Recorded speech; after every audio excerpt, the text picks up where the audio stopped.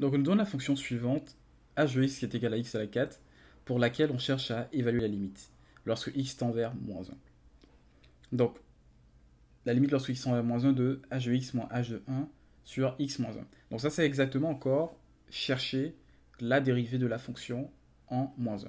Donc si on applique cette formule-là, on obtient la limite lorsque x tend vers moins 1 de x à la 4 moins 1 à la 4 divisé par x moins 1.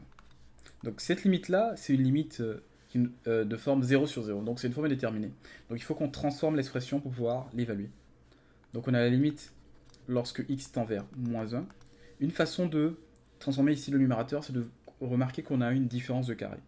Donc je peux réécrire ce terme-là comme étant encore x au carré moins 1 au carré, facteur de x au carré plus moins 1 au carré, divisé par x moins 1. Donc je peux réécrire les expressions ici. J'obtiens la limite lorsque x tend vers moins 1 de x au carré moins 1, ça fait encore x au carré moins 1. Et ici, je multiplie par x au carré plus 1. Le tout divisé par x moins 1. Donc j'ai encore une différence de carré ici, au niveau du x au carré moins 1.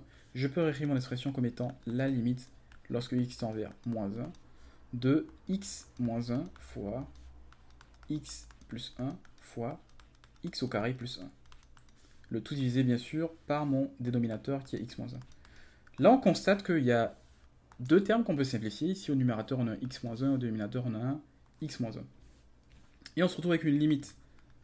On se retrouve avec une limite lorsque x tend vers moins 1 de x plus 1 fois x au carré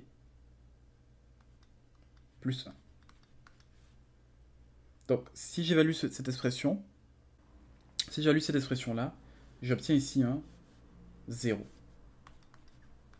Donc, je vois que le résultat à ma limite ici, c'est un 0.